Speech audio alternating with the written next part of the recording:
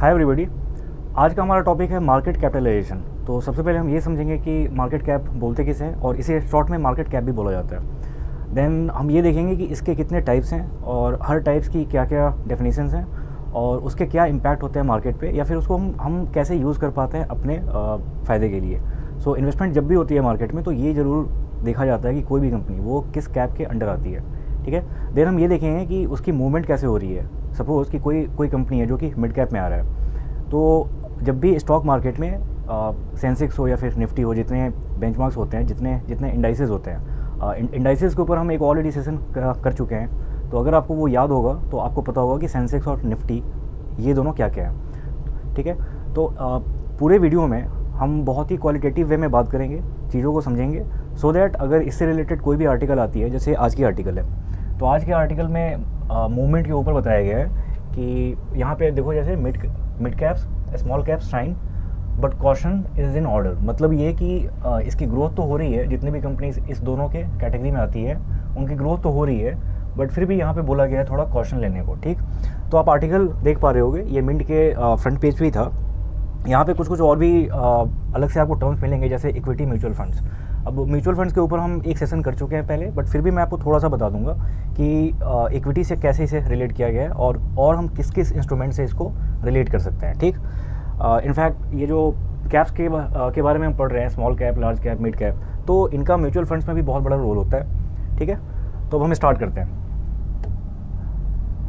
आज के टॉपिक्स ये रहे। सबसे पहले हम डिफाइन करेंगे इसे, देन इसके टाइप्स को देखेंगे और फिर ये देखेंगे कि मार्केट में इसकी मूवमेंट्स कैसे कैसे होती है।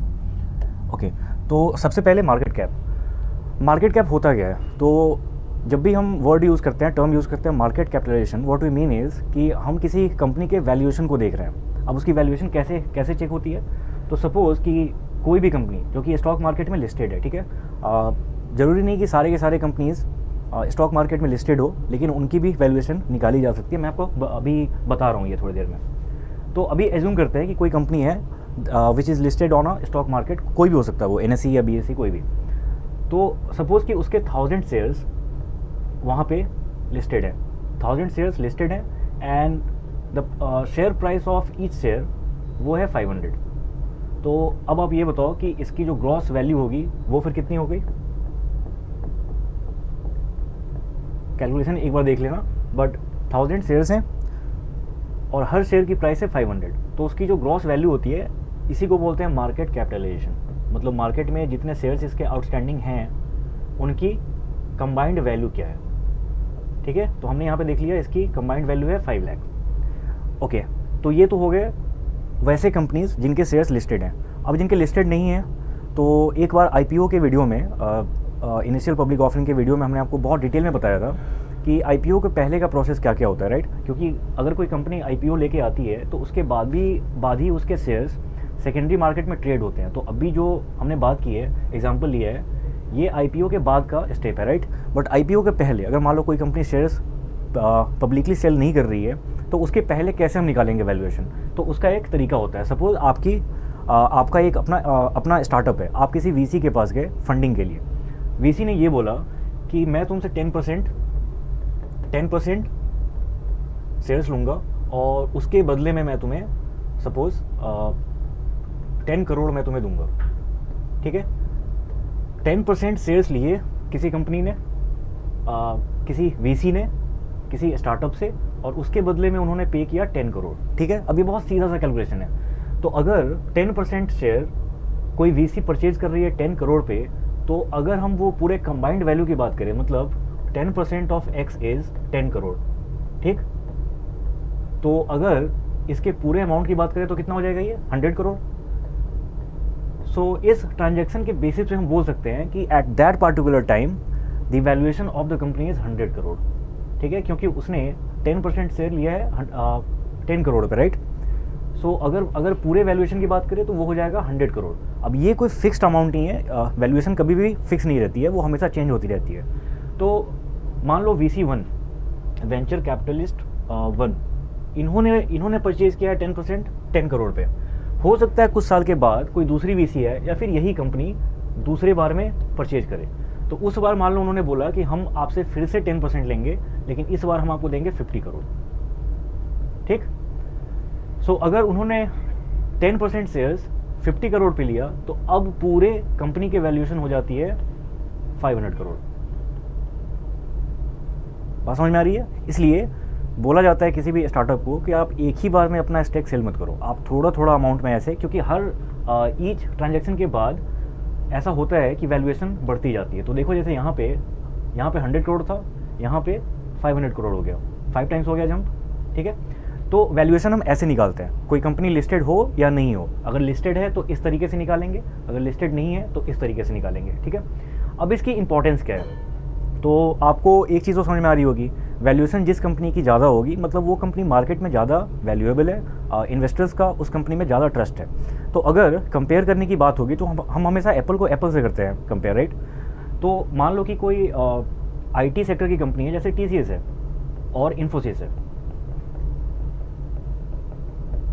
सो इन्वेस्टर्स को जो इन्फॉर्म्ड इन्वेस्टर्स होते हैं, ये नहीं कि हाँ कोई भी मतलब डीमैट अकाउंट बन गया और हमने रैंडम में इन्वेस्टमेंट स्टार्ट कर दी, वैसा नहीं होता है। जो अच्छे इन्वेस्टर्स होते हैं वो हमेशा इन्फॉर्म्ड डिसीजंस लेते हैं, राइट। तो सपोज़ किसी इन्वेस्टर ने बोला कि मुझे किसी IT कंपनी में ही पैसे लगाने हैं, ठीक। उसके बाद वो ये देखेंगे मार्केट में कि IT सेक्टर में कौन कौन सी कंपनीज़ हैं जो कि लिस्टेड हैं स्टॉक मार्केट में। तो सपोज़ अभी मैं for the sake of example मैं 2 ही कंपनी ले रहा हूँ सो दैट मेरी स्टडी यहाँ पे आसान हो जाए, ठीक। तो TCS और इन्फोसिस में मैं ये देखूंगा कि कौन सी कंपनी किसकी वैल्यूएशन अच्छी है, और ज़्यादा वैल्यूएशन हो इसका मतलब ये नहीं कि हम इन्वेस्टमेंट वहीं करेंगे। इन्वेस्टमेंट जब भी होती है तो हमेशा ये देखा जाता है कि which company is under valued.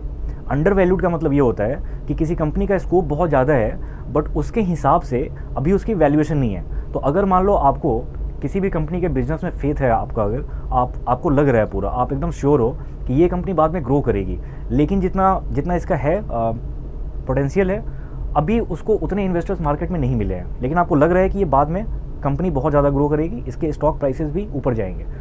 तो आप क्या करते हो कि सपोज अभी के लिए अभी at this particular point of time Infosys के शेयर्स अंडर वैल्यूड हैं, इसकी वैल्यूएशन हो सकती है 100 और इसकी मान लो 120 है, लेकिन कंपनी दोनों अच्छा कर रही है अभी अपने अपने बिजनेस ऑपरेशंस में, दोनों कंपनीज प्रॉफिट में है, दोनों अच्छा कर रही है, बट किसी कारण से ये अंडर वैल्यूड है, तो आप यहाँ पे इन्वेस्टमेंट करोगे।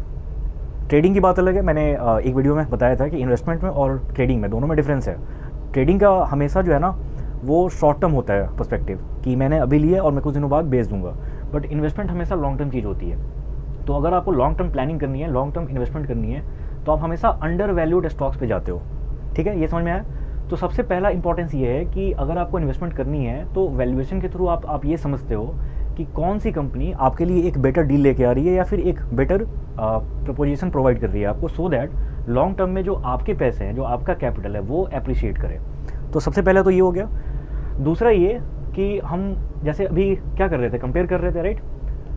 कंपेयर करने के साथ साथ हम ये भी देखते हैं कि ओवरऑल मार्केट में कितनी ऐसी कंपनीज़ हैं जहाँ पे हम और फर्दर लगा सकते हैं, क्योंकि इन्वेस्टमेंट सिर्फ एक कंपनी में तो होता नहीं है। तो ऐसे जितने भी कंपनीज़ हैं ना, हम सबको वैल्यूएशन के थ्रू उसके फिनेंशियल स्टेटमेंट्स हो गए, जिससे कि हमें ये पता चले कि कंपनी अच्छा परफॉर्म कर रही है कि नहीं as far as business is concern.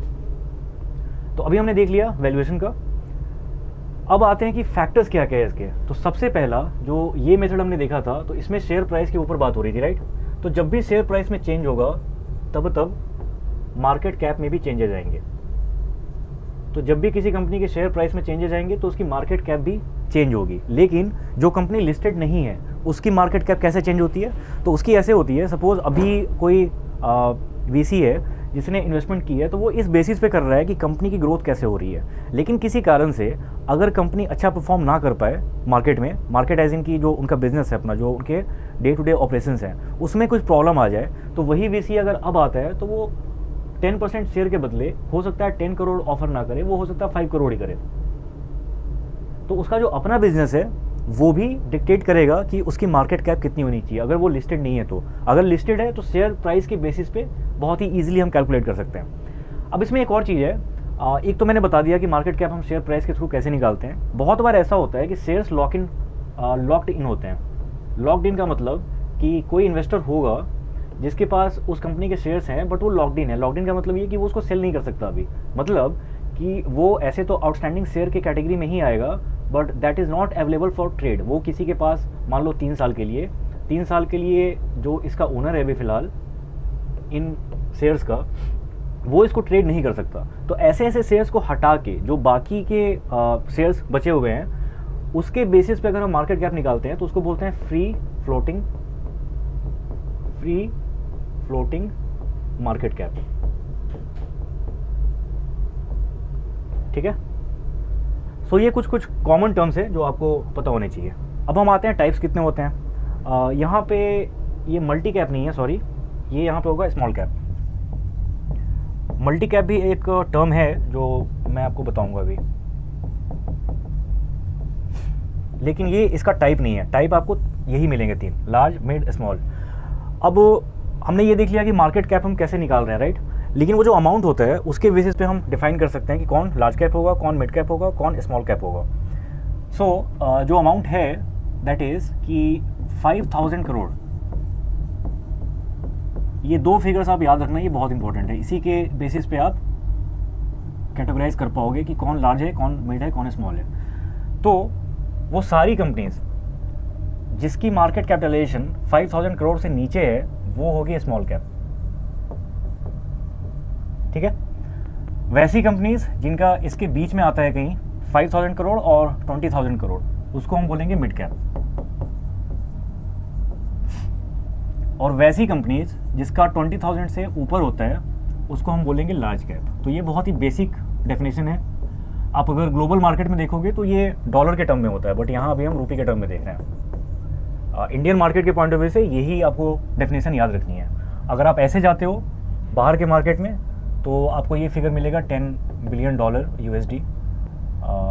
अगर ये होता है तो उसको हम बोलते हैं लार्ज कैप, इससे ऊपर होगा। बट अभी फ़िलहाल आपको ये नहीं देखना, आप ये देखो 20,000 करोड़, 5,000 करोड़। ओके, तो ये तो हो गए टाइप्स इसके, और बहुत ही सिंपल था। ये जो मल्टी कैप लिखा था ना, जो गलती से लिख दिया था मैंने, ये मल्टी कैप कुछ और होता है। ये क्या होता है कि अगर आप म्यूचुअल फंड्स की बात करोगे जैसे, तो म्यूचुअल फंड के ऊपर भी हमारा एक सेशन हो चुका है पहले, उसमें मैंने बताया था कि म्यूचुअल फंड्स बहुत सारे पैरामीटर्स को रख के फिर क्रिएट किए जाते हैं। उसमें एक ये भी होता है कि हम मार्केट कैप के बेसिस पे अलग अलग फंड्स क्रिएट कर सकते हैं। तो वैसा फंड, वैसा म्यूचुअल फंड जिसमें लार्ज कैप,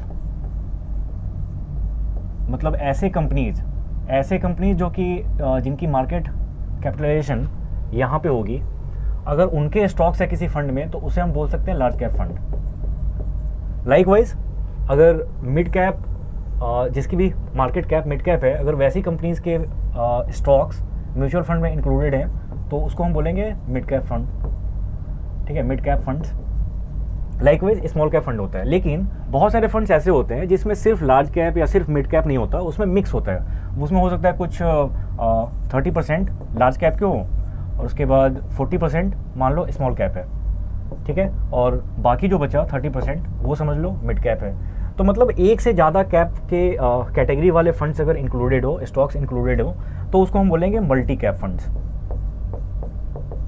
आप सिंपल ऐसे सर्च करना इंटरनेट पे, ठीक है, examples of multi cap mutual funds, आपको बहुत सारे मिलेंगे वहाँ पे नाम।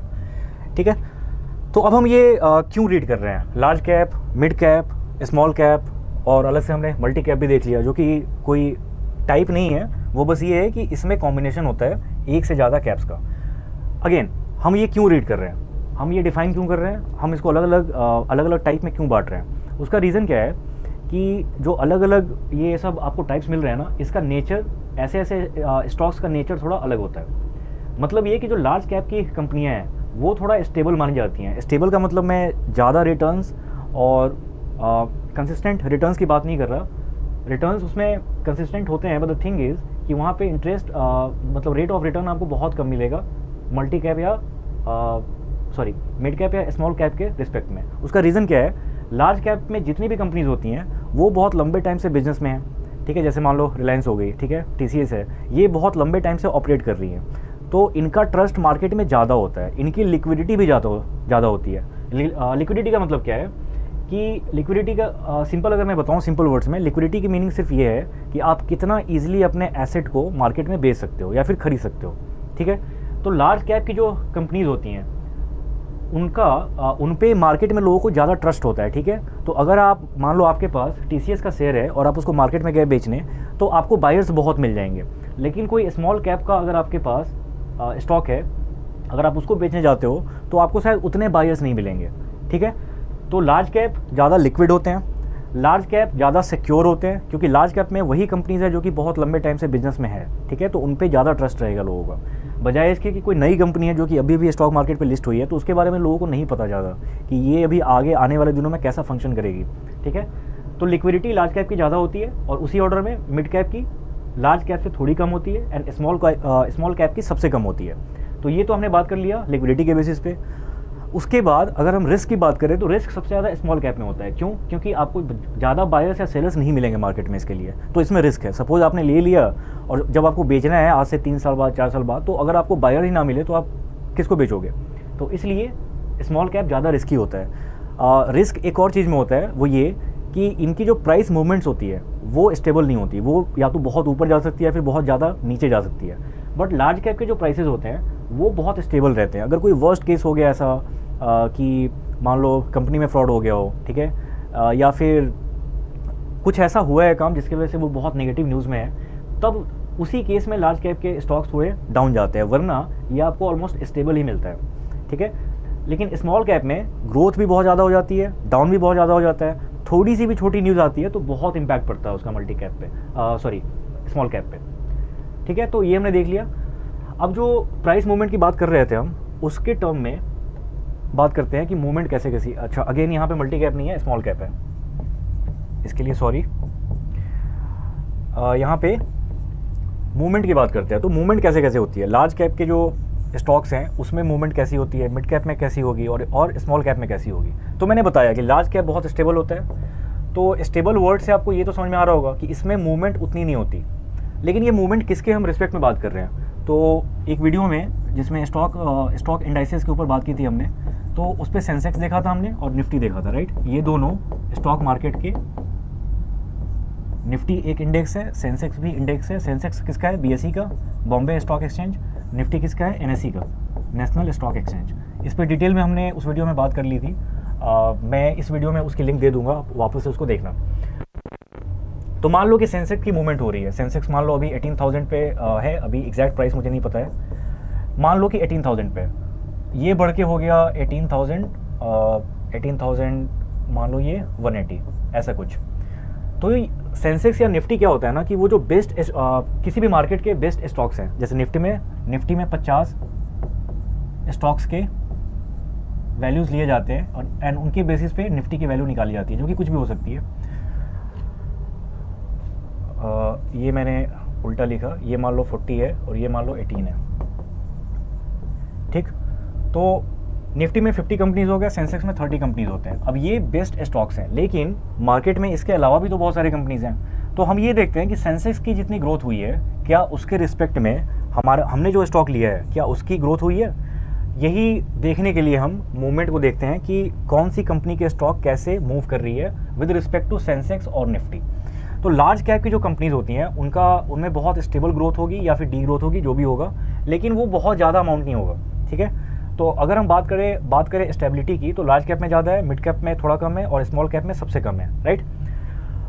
मूवमेंट के लिए दो आपको ग्रीक ऐसे, जिनको अल्फ़ा बोलते हैं, दूसरे को बीटा बोलते हैं, ठीक है। अब ये दोनों ग्रीक सिंबल्स हैं।